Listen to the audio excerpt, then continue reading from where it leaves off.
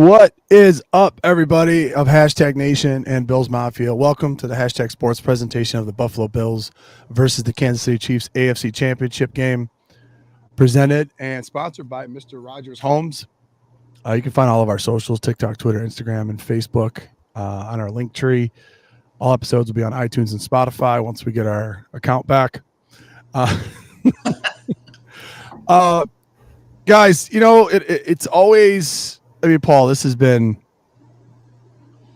season 12 for us doing this. Not all these seasons. Usually our seasons were ending game week 18, but now the Buffalo Bills are in the playoffs and they've had some success. These hurt obviously even more because your season's over. And, a lot of things we're going to discuss tonight. Obviously, we're going to try to put your mind at ease, Hashtag Nation and Bills Mafia. But right out of the gate, we have our special guest, Ryan Lasel from Rock Sports Network and Hashtag Sports. Ryan, initial thoughts. Well, I get to go first? Sorry, Sean Rogers just comes in. Hello, darkness, my old friend. Yeah. That's where we are, Sean. Nail right on the head. Yeah, Ryan. Let's what do you got? You can kick it off there, Mr. McDermott. Yeah, I mean, it's another Sean McDermott special, man. It's another game against the Chiefs or a game in the playoffs where Josh goes out and plays about as well as he can. Your offense is rolling at a certain point, and the big moment comes, and you got nothing for anybody. And the Chiefs hadn't scored more than 30 points all season. They come out and score 32. Patrick Mahomes has, by advanced metrics, a historic game, a career high, and drop back percent rate against what is supposed to be a defensive-minded head coach who finally has his own disciple calling defensive plays. That they got no answers for Andy Reid. They've got no answers for Patrick Mahomes. Mm-hmm. And then, Paul, we talked about it before we went live. Like, your best offensive weapon next to Josh Allen is James Cook. 134 total yards, 16 touches, 2 touchdowns on the game, and he doesn't touch the ball for the last 9 minutes of this football. Criminal. Including getting the ball back with 3:30 left and 3 timeouts, and you don't give him the ball once. And this is year in and year out, whether you want to point at the offense, the defense, the special teams, whoever it is, it starts with the head coach. He turtles in big moments. He doesn't know how to handle pressure. He doesn't know how to handle situational football, and it trickles down to the guys that are calling the plays. And one more time, we get to hear Josh Allen trot out there after having a great performance and hero ball and all that, say, I didn't do enough. We didn't do enough offensively. We didn't execute. And it's just, it's tiring, man. Like, guys, this is what causes guys like Josh Allen to finally start asking to get traded, right? Like, this is what happens. The guy's only going to go out there so many times and take the hit and then listen to his head coach talk about how, we didn't execute and, we couldn't get off the field on 3rd down. And Josh is like, well, hey, man, hang on, man. Like, I'm taking the hit here. How come no one else is coming out and taking the hit here? Mm-hmm. And eventually, you got to start asking yourself, you're going to have to decide between your coach and your quarterback, because this is only going to be tenable for so much longer. Well, and Sonny brings up a great point. When does the pain stop? When is it our turn? And this year would have been, had the Bills won, right? The Bills go to the Super Bowl and the Bills win the Super Bowl, would be the longest tenure of a quarterback and coach together to win a Super Bowl without having won one prior, right? No quarterback and coach combo in the history of the NFL, when a quarterback and coach are together and they've never won a Super Bowl, either of them, they get together. No quarterback coach combo who has ever won a Super Bowl outside of the first 5 years. Right. Yep. Yeah. Yep. So, you're on year 6. You're in year 6 here. Right. And I understand that that's a weird stat. Right. And coaches and quarterbacks change all the time. Like, I get that the life cycle of the NFL, having a quarterback for 6 years, that's a big deal for a franchise. Right. Like, that is not normal. That is not common. But the reality here is you're asking Josh to be superhuman.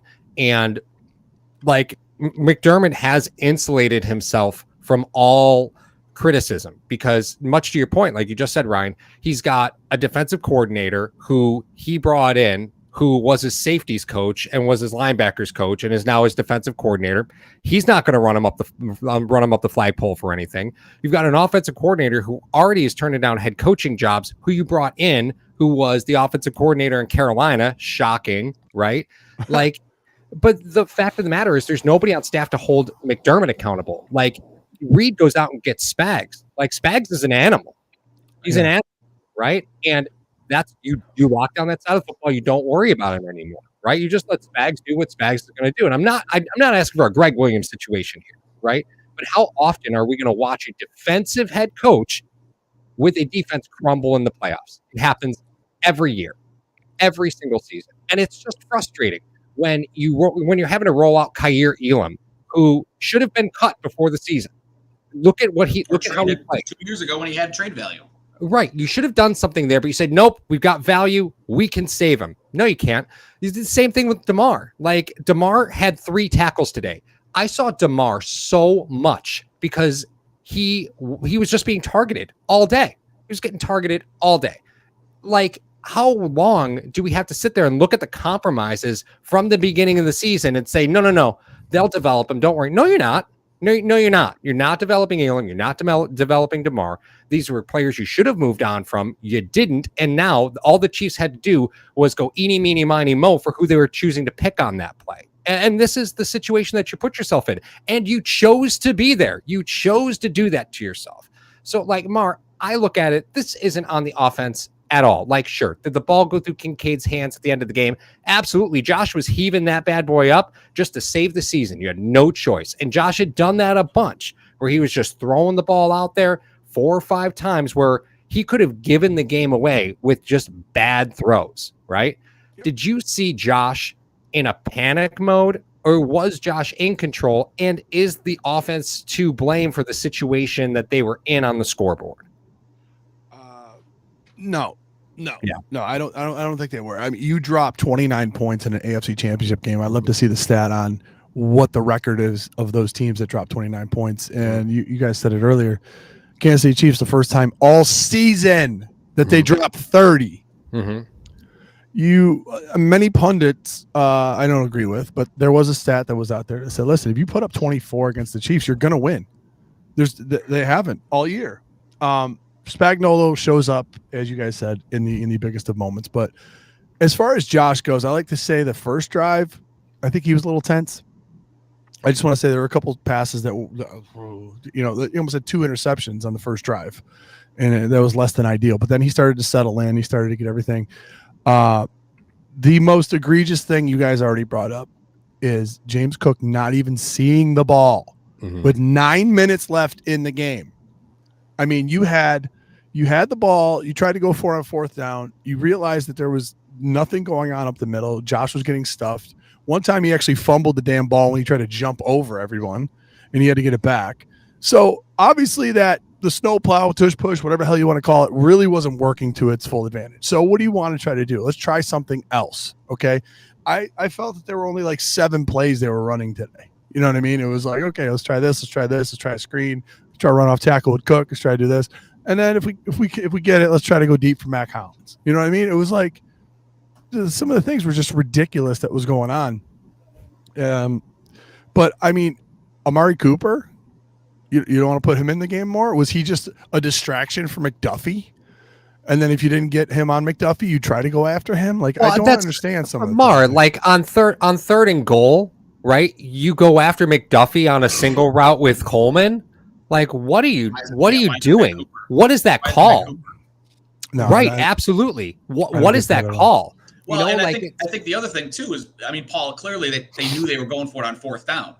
But if that's the case, like, why not get part of it, right? Like, why not run Ray Davis between the tackles and, like, you know, if you get in, you get in. If not, you're going to get a couple, right, and make it a little bit more manageable for Josh. It's just the whole Cooper thing is really kind of mind-boggling to me. I don't know how you bring a talent like that guy on and you just dumped on it. Can't figure out how to use him. Like, you just pissed on that trade. Figure it out, or could, you know? I mean, there's just so many questions that comes to. But I mean, this is you're not talented enough of a football team this season. You weren't talented enough, and when push came to shove and coaching needed to win, you're not going to win a coaching matchup against Andy Reid and Steve Spagnuolo. It's not going to happen. There's not a coaching combination in the NFL that's going to do that.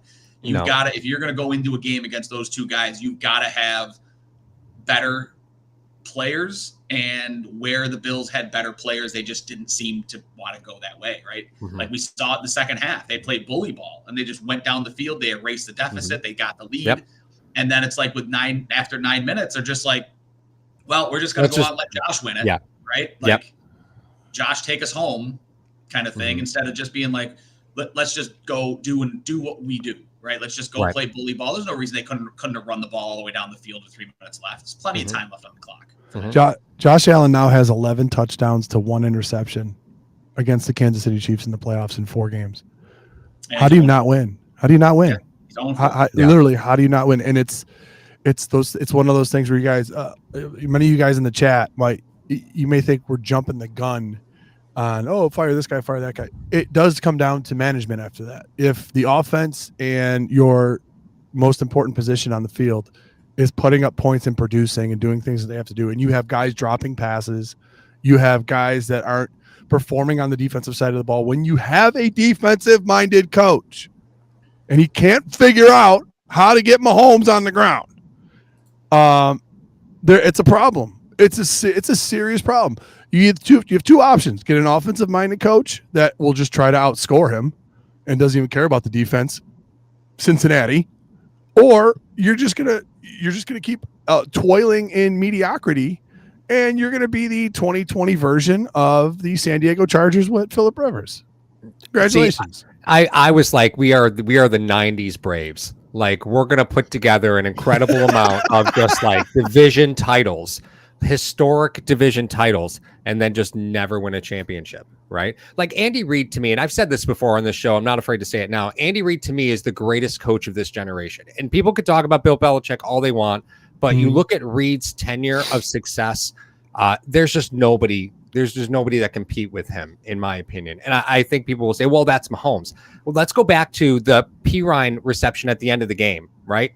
There was one player that was going to be targeted, and it was Pirine. That whole play was designed just for Pirine. You mean the picks that they ran on Benford? Yeah, well, exactly. On Bernard. Bernard yeah. wasn't getting through that. There were 3 receivers. Exactly. They ran a bunch formation on the left side. They ran 3 receivers at Bernard to get Pirine out. Like, those are things that you can do that Buffalo doesn't, right? No, like they don't do it. And that's why Kansas City receivers seem to be interchangeable, because there's many times where guys are running routes that they're just picking. There's 2 routes that are actual targets for Mahomes, right? Yeah. Like, it looks like he's under control, but the fact of the matter is, like, there's a lot of times where there's only 2 receivers that he would throw the ball to in the first place, because all the rest of the routes are all window dressing, right? They're all there to break up coverage. But here we're Buffalo, just chugging away, trying our best. Like, it's not good enough. Like, you have Von Miller. You need to walk away from that however you can. Like, you needed him today. He was a total ghost. Rousseau, total ghost. You're not stout enough in the middle. Epineza, again, for this entire season, has been a total disaster for you. You've got big problems at safety. I'm not mad at Cole Bishop, right? Like, no. I'm not mad at Cole Bishop, but you took up a roster spot with Micah Hyde, right? I don't know what that purpose was. Like, I don't know what the purpose was. You activate Kareem Jackson, right? And right. It never sets foot on the field. And not only that, you play Elam, and you had Jamarcus Ingram active, you had Cam Lewis active, but we're going to continue to go play Elam out so we can play 15 yards off a receiver. Like, it's not hard to say, when Elam starts backpedaling, just throw me the screen. Like, this is football you draw on your fucking hand with your friends in the street. Like, this isn't complicated stuff. Once Benford went out, it was very easy for Reid and Mahomes to pick apart. You're playing 9 on 11, because DeMar Hamlin should have been off this team. I agree with you 100%, Paul. DeMar Hamlin should not have been on this team. When he wins his comeback player of the year, that'll be his parting gift. Kick him out the damn door. Burrow's going to win it. Burrow? Yeah, Burrow. Okay. Well, I mean, I was just trying to make a joke, but the point is, just you need serious help. Interception in the what game was it? He had the interception at home, the Jags game. Yeah, that should have been it. That's it. Hey, see you later, man. Not only does he play poorly today, he's the one that knocked out Benford. Yeah, right. That was the biggest play of the day. Another biggest play of this entire game, and that was when he knocked Benford out. Right. Literally. DeMar, man. I was tired of him by the third week. And, the faith that McDermott has had in DeMar, like going back and looking at his tenure as a Bill, like the fake punt to DeMar. Remember that? Like, remember the fake punt to DeMar? And here he is. He's having to start. And like, we were watching that play together, Paul. We sure did see that together.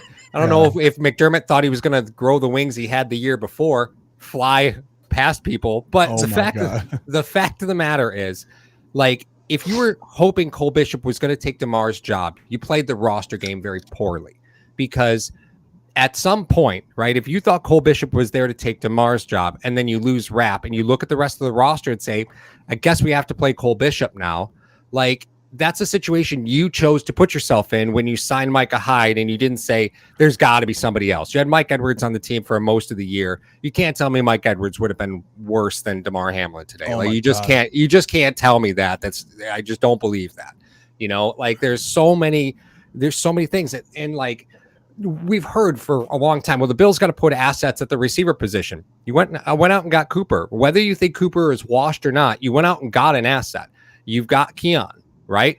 And I'll be honest with you, Keon's a long ways from being a 45% contributor to this offense, where he's garnering 50% of the snaps that he deserves. Like, you got Curtis Samuel, you're walking away from that. Shakir is your best offensive weapon next to James Cook. And the sad thing is that all the additions that you've done around that, it's just not good enough. It's just not. It's not good enough. And I love Ray Davis. How many carries did Ray Davis have today? 3? Maybe 2? Davis had 2 carries. There we go. Okay. Yeah, 2 carries for 4 yards. Well, I think, Jay, is there something in the way the team plays that consistently seeing players on D getting serious injuries, and especially so many friendly fire injuries? I think Rapp's just a lunatic. That's just it for me. They're just hyper aggressive to the ball is what they are. I mean, once they're driving on the ball, they all go like missiles. But once again, he has excuses. Mm-hmm. Look, DeMar plays a very subpar game, as he has in recent weeks. You lose your number 1 corner. You already started the game with your number 1 safety. What are you going to do? You thought that the front 7 essentially was going to be able to overcome that because of how a lot of the route combinations with Kansas City goes, and it wasn't.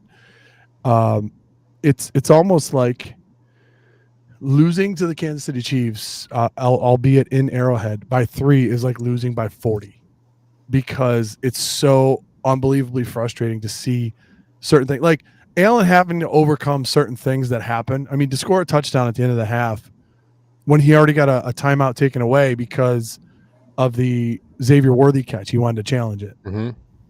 And I'm like, well, why are you even challenging that? Like, that's not going to get overturned.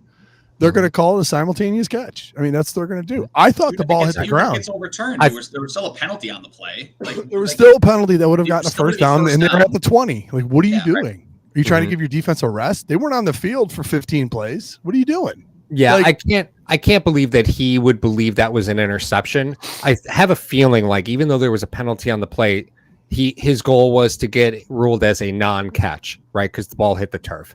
Or he just threw the flag because he just threw the flag, right? Looked at it, said, whatever, let's give it a shot. So that's funny to me, Paul. So he wasn't challenging whether or not it was an interception. He was challenging whether it was a catch. So he didn't tell the refs what he actually was what he actually was challenging.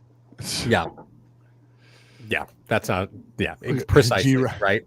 It doesn't shine him in a better light than challenging the play just in general. G-Rock coming in. We should hire Steve Spagnuolo as head coach. Do you think he already was a head coach once in the NFL? Do you think Spagnuolo has any desire to leave? I don't think he does. He's got going there. He's got that. He strikes me like Wade Phillips, right? Yeah. He just doesn't. He just wants to do his thing. He's got that meat shield of a walrus in Kansas City. Why would he leave? Mm-hmm. Literally, why would he leave? You get to call the defense for a team that has Patrick Mahomes. Why would you leave that? That's like Coach K leaving Duke to go to the pros. It doesn't make any sense. Yeah, literally.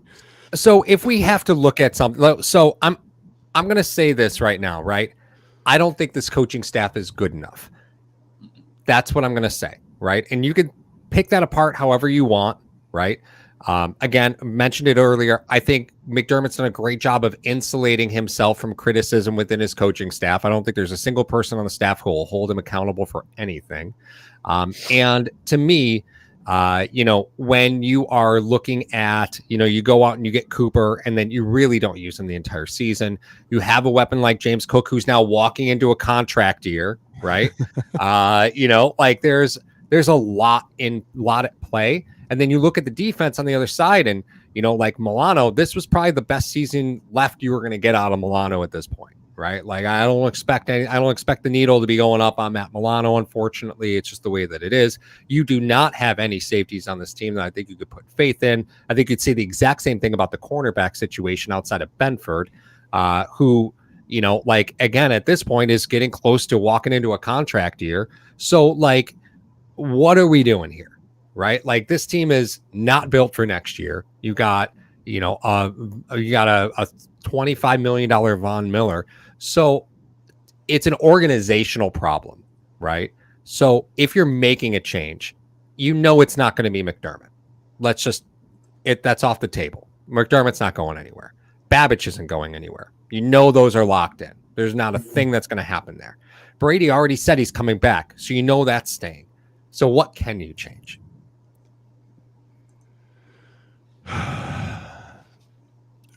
You have to implement and get talent on your team that overrides the coaching. Unfortunately. Yeah, but how? A defensive on the defensive side of the ball or the offensive side of the ball? I think the defensive side of the ball. You need guys that are horses. I mean, he tries to get guys. I mean, we've seen what McDermott can do throughout the regular season with a very banged up defense, what he did last year. And it was remarkable what he was able to do. This year, Babich taking over, it seems like their adjustments were getting better and better every week. Because then you would see a team that wouldn't score. Literally for the third quarter, wouldn't score on the Buffalo Bills. And they would turn the corner and then their offense would score a couple times, put the pressure on the other team, and then they would end up just running away with it. And they would drop 35, 40 points. So it's one of those things where you need guys that can make plays for you outside of the scheme of the defense. You know what I mean? Okay, we're going to set you up. You're going to be in good position here. How many times did we see DeMar Hamlin, after a receiver cuts the ball, he just hit him immediately? And in past years, what we would see is Jordan Poyer and Micah Hyde, when they were in their prime, they're making breaks on that ball, either picking it off or breaking it up. So all those long third downs that you have now become punts, and you get the ball back for Josh Allen. What was opportunistic that covered up a lot of the things that were the deficiencies of this defense this year was the fact that what were they, plus 24 in turnovers? They caused a lot of turnovers, and especially in some games where it was very ugly.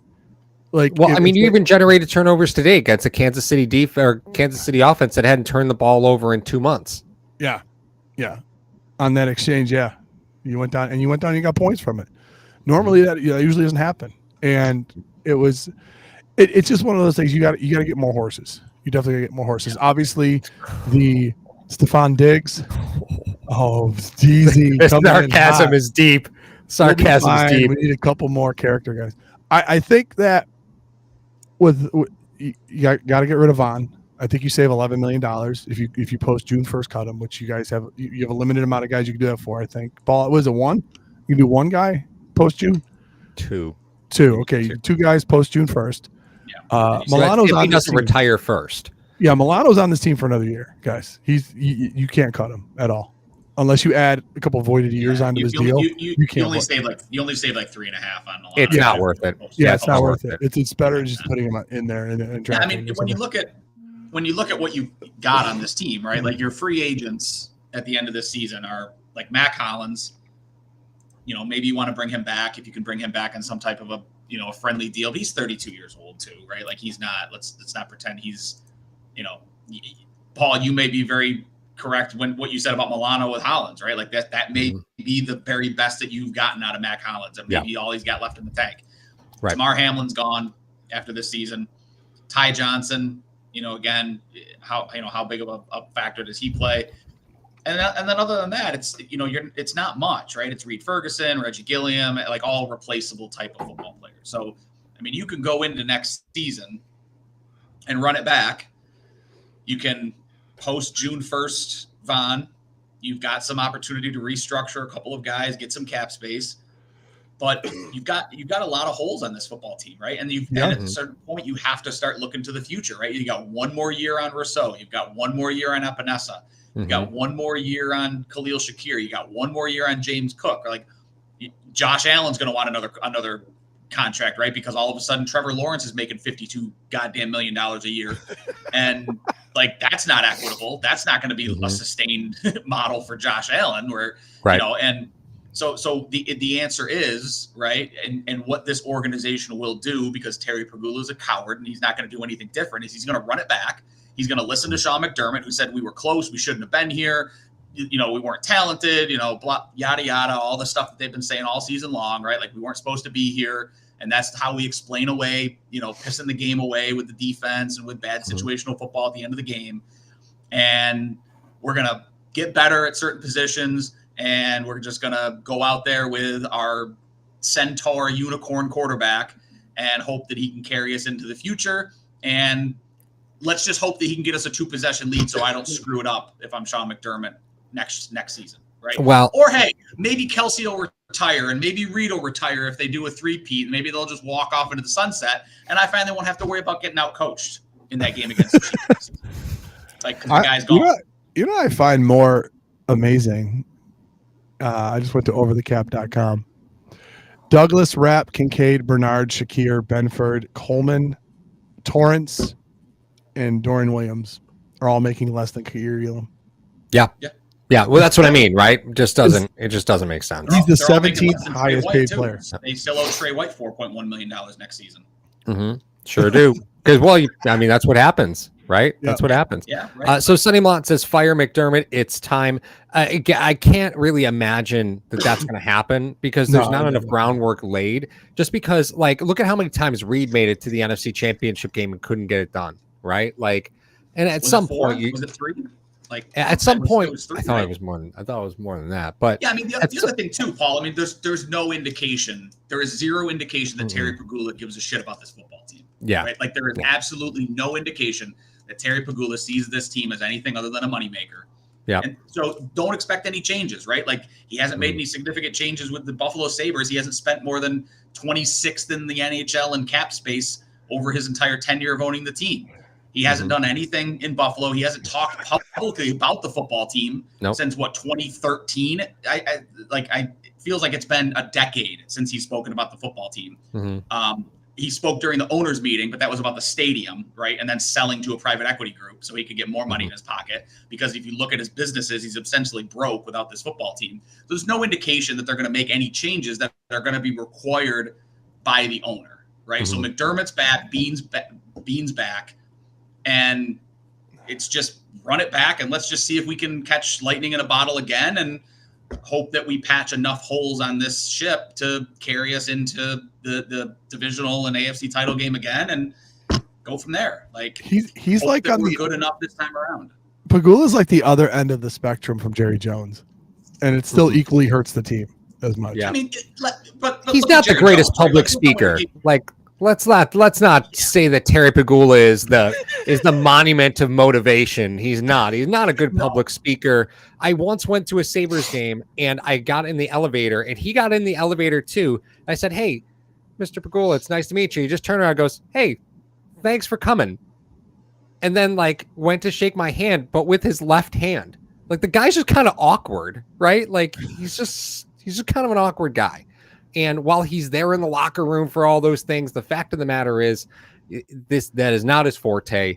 That is not who he is. That is never who he's going to be. And he allows the football team to be the football team. Right.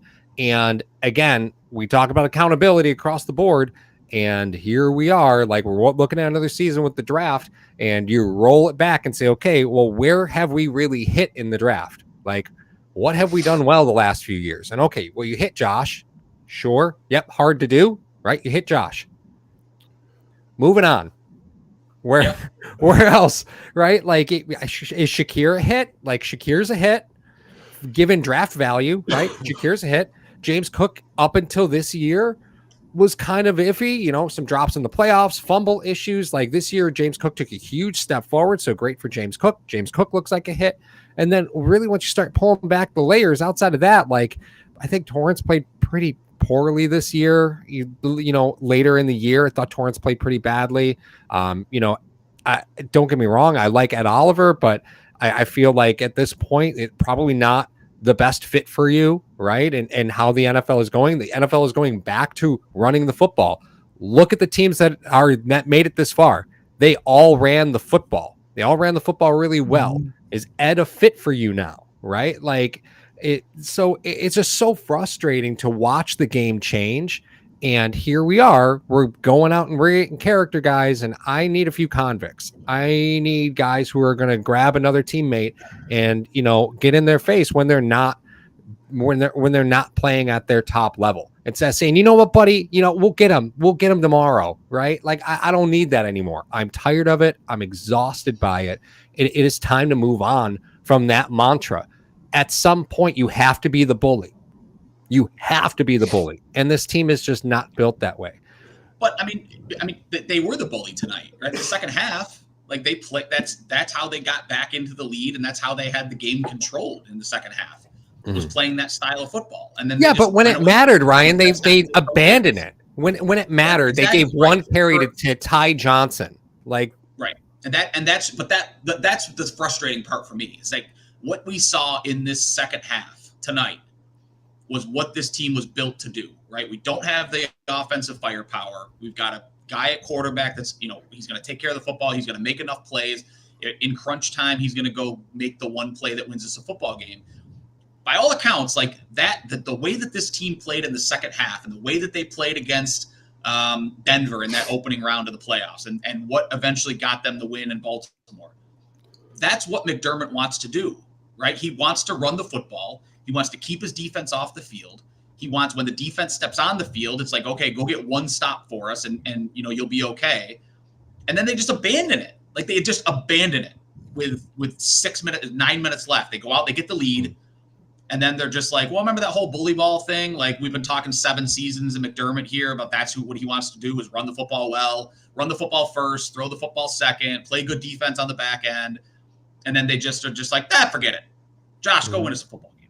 Right. Like, so yeah, I mean, you can build the team. I mean, Bean can build a team that McDermott tells him he wants to play with.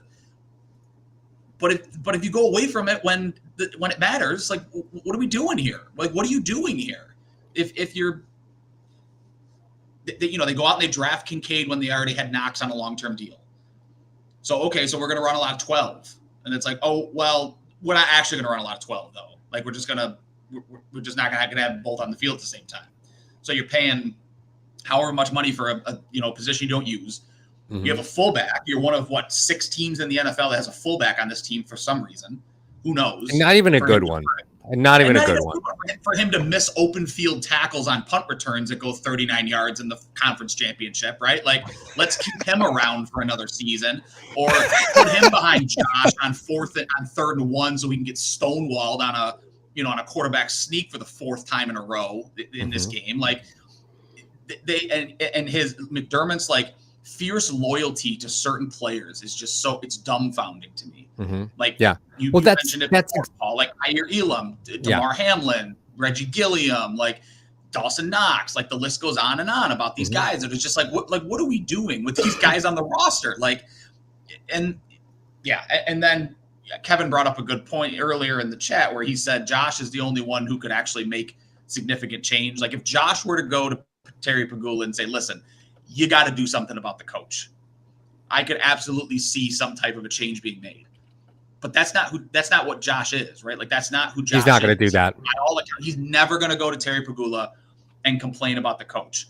No. Maybe he goes to his agent and says, "Get me out of this town. Like, get me out of here. Go find." I don't think that's him. Actually win football games, but that's not him, right? Like, that's not who he is. Yeah. Yeah, Ryan, I totally agree with you there. That is certainly not who he is. But he's also not going to go to Bean and say, you need to get me more weapons on the offense, because part of that conversation that you just said, and Mario, you'll agree with this, I think, is when you stop running the football, right, in the second half, you're not saying, Josh, go be a unicorn. You're saying, Josh, go win us the football game, while entrusting the 4 players who see, 3 targets a game. Right? Like that's what happened. Like, your season is Curtis Samuel mattered today. Like, where the fuck are we? Like, Curtis Samuel mattered today? Like, what? That's not how I drew up 2025 to start. Like, well, if you're Kansas City, who are you going to leave open, honestly? Yeah, I know. But the fact is, like, when you're entrusting Josh, you're entrusting the receivers. And the only one that I trust is Shakir. And Shakir blew a route. Like, Shakir blew a route that Josh almost threw an interception on, right? He settled, stopped, and then just watched Josh. Josh threw it up the field. Shakir would have been gone had he kept that route going. Yeah. Gone, right? And nope, he settled on the route. That doesn't happen often with Shakir and Josh, right? But the fact still remains, when you're trusting Josh, that also means you're trusting the 4 or 5 receivers en route. And I'm not there. I can't believe that. Fire Aaron Glenn. I love that. Thank you for the donation. Appreciate it. Yeah, I mean, you're not going to win. You're not going to beat Patrick Mahomes and Andy Reid when your leading receiver is Mac Hollins. No. It's not going to happen. They want Mac Hollins to be their leading receceiver. You couldn't beat part of the plan. Andy Reid and Patrick Mahomes when Stephon Diggs was your number 1 wide receiver, right? Like, and you're going to trot out a 32-year-old Mac Hollins, and that's your go-to guy when you need a play made. Yep. That can't happen, man. Well, and the Bills are one of the best red zone offenses in the NFL, but you get down, you have 2 2-point conversions, and you dump all over yourself on them. Like, we're talking not even close, right? Not even close. So, Mar, if you go back and you had to redo any of those 2-point conversions, right? Do you think that's where Buffalo kind of lost control of this game? I kick it. You kick them? I kick them. I kicked the first one, and it went through, and I accept it. You don't go. You don't take the points off the board. You're saying don't take the points off the board. No, you don't go for 2 points until you have to. And then what missing that first 2-point conversion forced the Buffalo Bills to go for it again. Yeah. You have to go for it on the second one. I would have taken the points both those times. I would have kicked it both times. Well, Ryan is in disagreement with that. Then you'll lose by 1. So. Then we lose by 1. That would have been great. It would have been phenomenal. No, you put different pressure because there's different play callings if you're down 3 versus if you're down 4, and it always happens. So you really don't need to go for 2 until you absolutely need to. And you know what? Where are those 2-point conversion plays when it's 4th and 1? Like, run those at midfield. Mm-hmm. Like, do something. Do something else other than that touch push that got stuffed 4 times today. Well, that was clearly all they had in the bag. Right? Like, they just leaned on it all year. So it was clear that was all they had in the bag. Yeah. And it was disappointing because you would think as an offensive play caller, you have to have something in reserve. We saw it, I think it was week 16, week 15, week 16, maybe week 17. Do you remember when they were lining up for a goal line, and then Allen and Cook both shifted over, and it was a direct snap to Cook in the shotgun? Where was that play? I'd have loved to see that. That would have been amazing. Or even just like an underneath shovel pass or a pop pass or something a different. Jet sweep. Go to the right side instead of the left. Jet sweep. How about that? Well, you know what we didn't see from Kansas City at all is that shovel pass. I don't think we saw it at all today, right? No, Romo thought they were going to show it. They were going to do it on the 2-point conversion, and they wound up throwing it to the back of the end zone instead. Mm-hmm. Right. Yeah. But KC runs that all the time, and it's effective. Yeah. But you have to, and it's one of those things you have to prepare for. It takes up time at practice for you to do that. Sure does. But, every time Buffalo was 4th and 1, everybody in the stadium knew it was coming, and everybody knew how he was going to get there. And listen, if you look at that KC defensive line, they're just simply bigger than Buffalo. Like, there's no way about that, right? Like, they're just bigger dudes, and they knew exactly well, then you've got that guy what in the to middle. do. Like that guy in the middle is a problem, right? Like Yep. Chris Jones, Yep. that dude, there's nobody else in the NFL like him. And Mm-hmm. to just willingly run the ball right at him is just I don't understand it. He takes two of your linemen. That's the unfortunate part. I love this question by Kevin. You have to have a creative offensive coordinator not hindered by their head coach. Let's talk about that. Do you feel like Brady has chains put on him for the type of offense that McDermott expects him to run in order to maintain having the job as offensive coordinator? I think Dorsey did. I think Dorsey had the most handcuffs on him. I think Brady took some of them off because they didn't want to run Josh as much. Mm-hmm. I think Brady has situational handcuffs on him, and I think that's a problem. Yeah, I think he's got handcuffs on him in short yardage situations where where McDermott's just get the first down, right? Like just get if you need a yard, get a yard and a half. If you need two, go get three. I think he handcuffs Brady in terms of what he's able to do in situational matchups. Mm-hmm. Right. Yeah. No, I agree with that. When you look at the type of offenses that have worked through Buffalo at this point, you've had so many coordinators, but it still all kind of feels pretty similar, right? Yeah. That's not a Josh thing. That's a expectation of the head coach thing. And we've seen it often enough where the offenses are similar enough that this is what McDermott prefers. This is what McDermott wants. And for those on the fire McDermott train, that's just a bullet to put in the gun of reasons why things will never change. Right? Like this is what you're going to get next year. Whether Brady stays or takes a head coach job, like I know he said he already turned down a job, right? And he said he's going to turn down the Saints job. Yeah. Right. Turn down the Saints job. I wouldn't want the Saints job either. So that checks out, right? That checks out.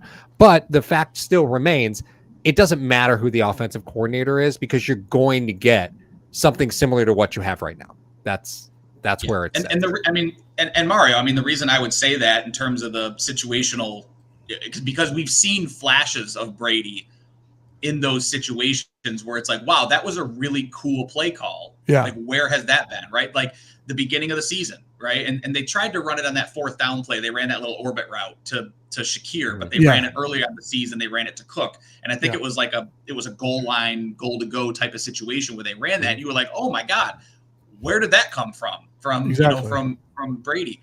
And then even tonight, it was 4th and 1 on the one that Cook scored, right? I talked about it at halftime where it's like, well, why don't they just run give Josh a pitch route, right? Like he tried to have that pitch to Samuel, which obviously wasn't. That was on the stuff. That was on the stuff. Right? But after that, I was like, well, why wouldn't they just give him a pitch option coming out of the backfield on a 4th and 1 or a 3rd and 1 where he needs 1 yard? And then they come out in that shotgun formation. They show that heavy set like they always do, where it's a clear quarterback draw. And they just add that little wrinkle where it's, you can actually pitch the ball without being wrapped up by 3 linemen, and you can actually get the ball to Cook. Like glimpses like that are why I feel like Brady's been kind of forced into using the tush push in those situations. I feel like it's a McDermott thing because he's clearly got plays in his bag to go out and get misdirection, Andy Reid-esque type plays on, 2nd and 1, 3rd and 1, 4th and goal. Like, they can get into the end zone on those, and they can convert on those quite easily. And they just keep going back to the same play that's just not working. So we saw Worthy be a weapon early in the game, right? Yep. And I know Bills fans are going to say, well, okay, so Buffalo is given, Kansas City their franchise quarterback and an offensive weapon that we couldn't stop, right? Like that's what it was. So how much closer are we to just amassing weapons instead of taking who we feel is the best long-term player for the Bills? Because Worthy flashed for a bit and then disappeared and then showed up again and then disappeared again. But that's the type of player that he's always going to be. Is there's going to be times where he is simply unstoppable and you can't cover him. There's going to be other times where he's never going to get out of the box, right? So at what point do you just have to look, if you're saying, okay, I know we play relatively conservative football, and I say conservative knowing that the Bills were one of the best offenses in the league, right? So I don't excusing that point, right? At some point, you just have to get playmakers, guys that are just impossible to cover. And you thought you did that by signing Curtis Samuel. You didn't. You thought you did that by going out and getting Keon Coleman, and he can't get off press coverage. Like, there's things right now that aren't working for you. So you have to go just get playmakers, right? Whatever that means and whatever that looks like and whatever size they come. Because it seems to me like receivers under 6'3", Josh just doesn't like. I don't know what it is. Somebody tell me I'm wrong. Well, yeah, but how many screens does he catch? Right? Like you pad the numbers there a little bit, you pad the numbers a little. Thanks for saying what I said 20 minutes ago, Paul. I appreciate that. Come on now. You got to get guys that usurp the coaching. I thought you were talking about leaders, not talent. No. You just need to get horses. And I posted something a little bit earlier, and I said, listen, the Buffalo Bills have the 30th, 56th, and 62nd pick in the NFL draft coming up, and they literally have to hit on all three of those players. Like there's no question about it now because of what the cap's going to kind of look like. I mean, we can get into that over the next couple of weeks, but that's one of those things that you're going to have to try to do that. And here's the unfortunate part, and I don't know if you guys have thought about this. The thing, McDermott is not just local anymore. Like, the thoughts on McDermott as a head coach and his situational awareness and him not being able to close out games against Kansas City and games that get a little bit tight, the sphincter just tends to tighten up a little bit for him. We talk about how many players want to come and play with Josh Allen. How many receivers would love to come and play with Josh Allen? That'd be great. But how many of those get kind of have some little apprehension knowing you're going to be playing for Sean McDermott? I mean, you're looking at a team that has won multiple division titles, in a row. Yeah. Like, you're talking about a relatively weak division. So, like, you're just kind of curb stomping the division. You're getting to play with Josh Allen, but if I saw the receiver production this year and I was a guy, looking for a 1 or 2 year deal, I have no interest in Buffalo. Exactly. Like, that's what I'm saying. Yeah, I have no interest in Buffalo if I'm a guy looking to reestablish value. Now, that's not everybody, right? That's certainly not everybody. But Buffalo has clearly made a point that when it comes to free agents, they're not going to spend at the wide receiver position. They've made that very clear. They're not because they think Josh will work with anybody now. They think Josh will work with anybody. Yeah, and this year I think makes that. I think this year proved that he can. Whether you believe that or not, right? No, I think he can. Kind of proves that he can. You're literally, and the reason why everyone got a very a first hand look at this offensive line, how unbelievably dominant and how amazing it was all year. I mean, kudos to Aaron Kromer and this offensive line. Number one, staying healthy all year. Number two, I know you said some stuff about Torrance kind of falling off near the end of the year. And Paul, when we covered the Chiefs game the first time, obviously the Buffalo Bills won, and I said I was shocked at how many times Osiris Torrance was one-on-one with Chris Jones. I told you even during that post game, I go, you cannot do that again. He played an outstanding game against Chris Jones. Chris Jones maybe just had an off day, but he's not going to do that every time. And it reared its ugly head very early in this game to where McGovern was helping Torrance on Jones when he was on that side. Yeah. So he's a horse that takes up two-fifths of your line. Yep. Therefore, when that started to happen, Spagnuolo was like, okay, they're opening up gaps for me to blitz, A gap, B gap outside, and do all this other stuff.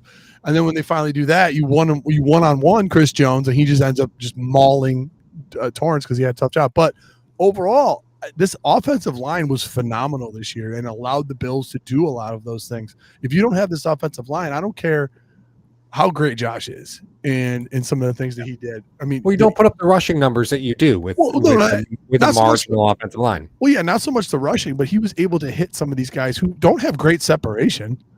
Because he was able to hang on to the ball a little longer than usual.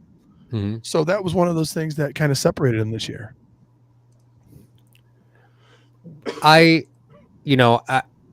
Here's where I get a little stuck, right? I know that Buffalo will be drafting a defensive player this year, right? Upcoming draft, we're going to be defense. It's going to be the direction you go. You look at what the offense needs, and I'm pretty confident that McDermott doesn't think the offense needs anything. And I think everybody in Buffalo feels betrayed by the defense, right? So get ready for yet another Bean and McDermott defensive draft. Do you think all three of those top picks go to defense? I can't. You look at what happened to you. Look at the games you lost, right? Yeah, but look at the. I mean, let's just take a look at this, Paul.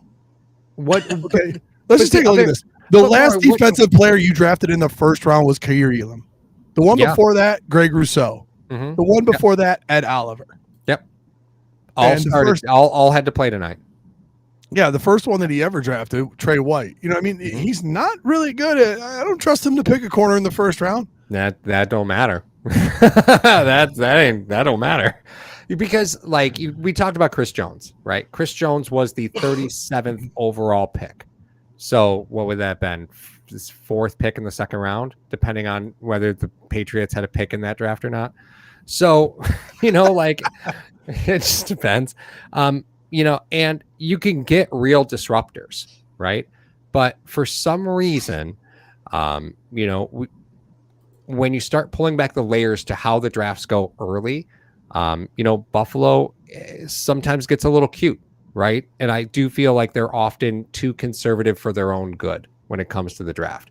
I would love to see them just go get their guy. And we saw them trade back, and you obviously put Worthy on the Chiefs. I don't know why we keep trading with Kansas City, right? I should have learned our lesson the first time. I don't know why we keep doing that. But the truth of the matter is, the early picks just feel too conservative. I want you to go get a guy who, maybe had some off the field problems, right? Maybe he's not so nice. That's fine with me. Oh, 100%. I told you, give me 50 comp picks. I'll win the bowl for you. Yeah, it's really hard to me to watch us approach the draft, with death by 1,000 paper cuts. Ryan, we covered the draft all together, and the first day felt like I, ran over my own foot with my car. It was so frustrating to feel it coming. You felt it coming. Right? You felt it coming.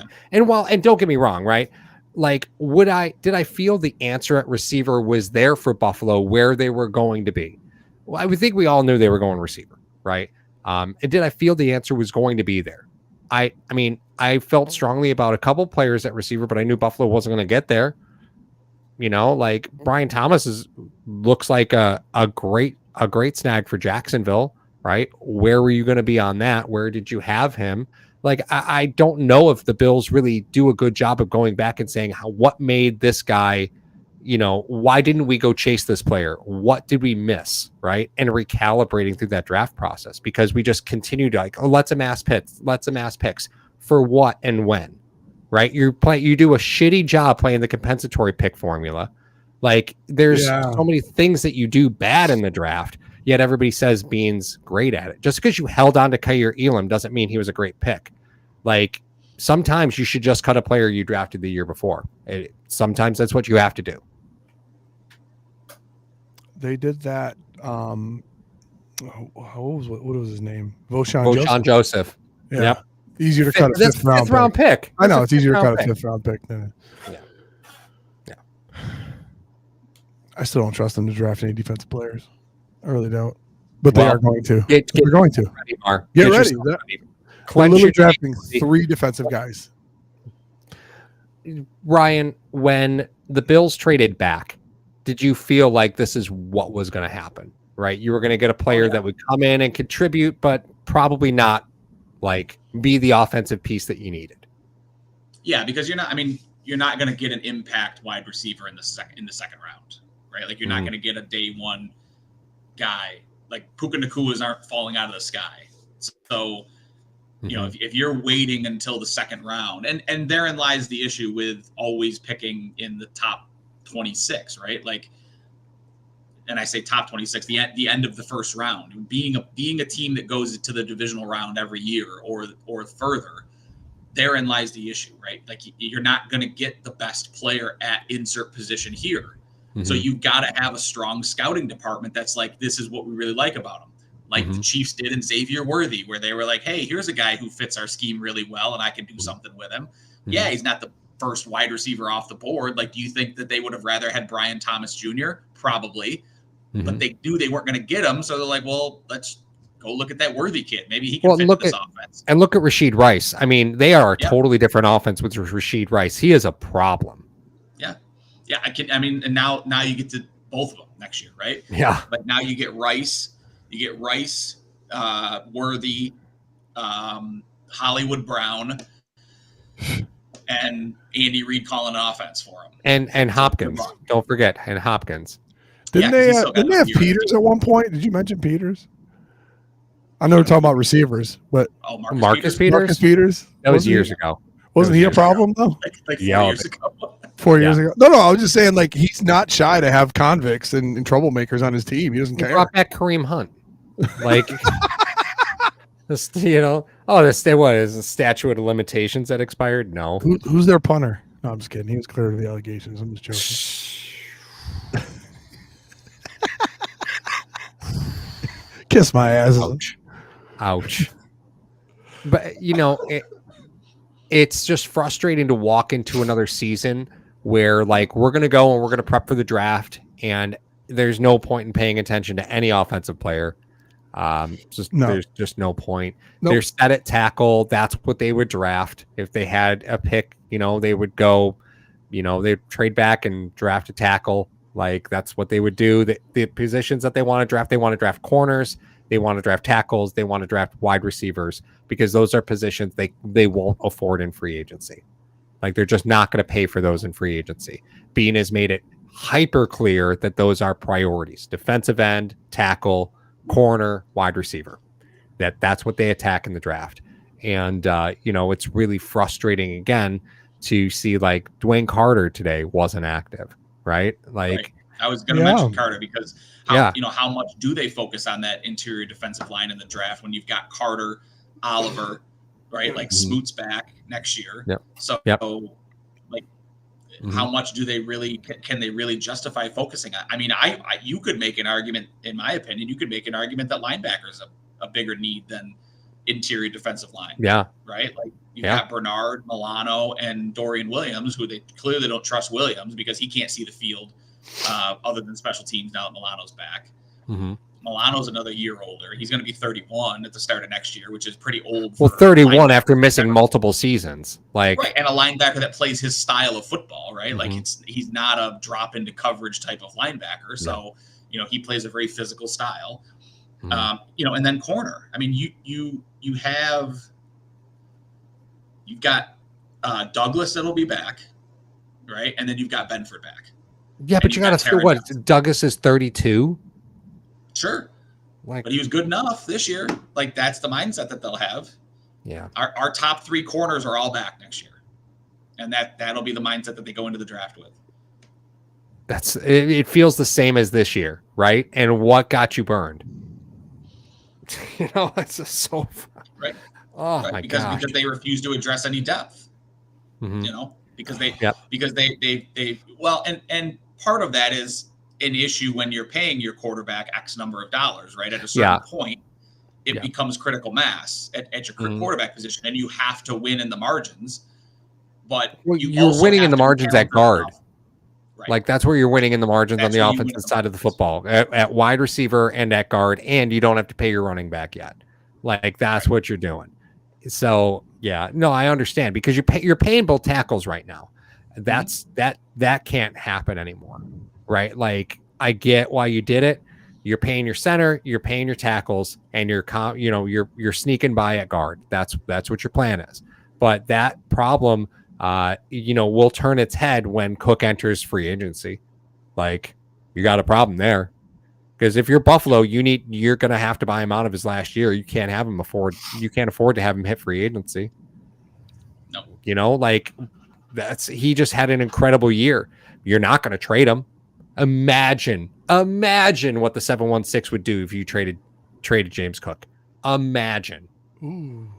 Oh, mutiny, carnage in the streets. 20 touchdowns. Yeah, carnage in the streets. But you have to question: can we afford to pay him? Or we're going to continue to bargain basement shop at wide receiver? Yeah, right. I know. That's what I'm saying. Like yeah. I mean, but then you wind up with a wide receiver core where, like, Deontay Johnson. Like, I don't know. Like, is that like who's your wide receiver next year then? Yeah. Like Keenan Allen. Keenan Allen supposedly is going to draw, according to Spotrac, he's going to draw a $16 million, contract. Right. You're not going to be able to afford to bring Cooper back. And, even though he supposedly wants to be here. I can't imagine that he wants to be here at this point.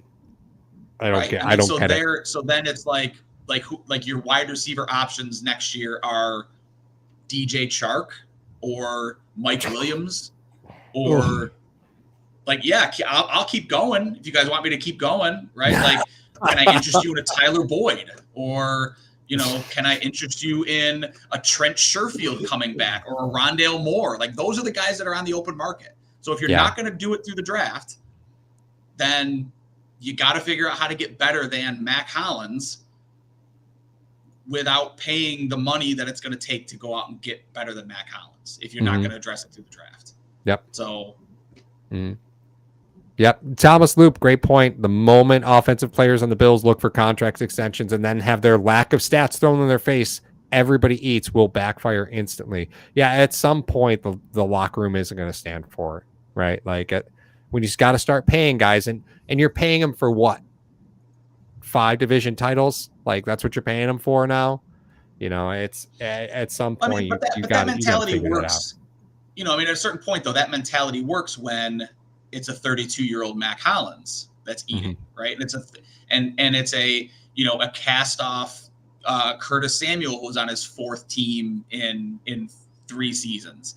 Like, those are guys that are okay coming in on prove it deals and in an everybody eats format, right? Because if Mac Hollins were to go on a prove it deal and go to, say, Philadelphia, like, he's not going to get an opportunity because they got AJ Brown, they got Devontae Smith, and they got, Dallas Goedert, and everybody else is just like, well, you might get like a ball a game, right? So yeah, I'll come to Buffalo. But then again, you've got to be okay then with the Tyler Boyds of the world being your wide receivers. You're not going to get a guy, you're not even going to get a Keenan Allen that's going to come play for you, right? Because what does Keenan Allen want to go play in Buffalo for a team-friendly deal to go out and catch, 60 balls? Like, that's not going to work. That's not going to draw in any free agents. Right. Even though you get to play with Josh. Cool, I get to play with Josh, but he's not going to target me 150 times in a season. So what are we doing here? Right. Mar, what are we doing to ourselves, buddy? I don't know. What are we doing? Someone put in the chat, it's abusive relationship. We keep going back to our exes. I know. Yeah, the Bills are the dad who are like, yeah, I'll be at your game today, kid. And you get all they just don't show up. Yep. Right. Yep. Well, I know 3 guys on this broadcast that doesn't describe them. So no, that's true. Ladies and gentlemen of Hashtag Nation and Bills Mafia, stay tuned as we enter our off-season shenanigans of cap, draft, all that good stuff. It was a heck of a ride this season for the Buffalo Bills, year 12 for Paul and I.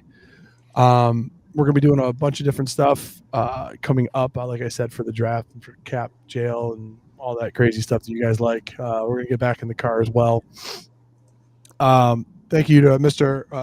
Rogers Holmes for sponsoring tonight's show. Hashtag sports presentation of the Buffalo Bills versus the Kansas City Chiefs post game. Interesting stat. I think we kicked off the night with it. In the 9 matchups that Mahomes and Allen have had, it's 245 to 240 points scored. 9 matchups decided by 5 points. That's absolutely incredible. So for Ryan and Paul, I am Mario. This is Hashtag Sports. I hope y'all have a wonderful night.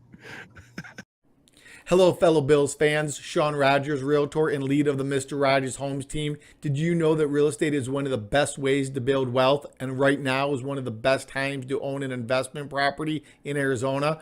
please reach out to me. I'd be more than happy to answer any of your questions so we can take the next step to your financial freedom here in the Valley of the Sun, utilizing real estate. As always, God bless America and go Buffalo!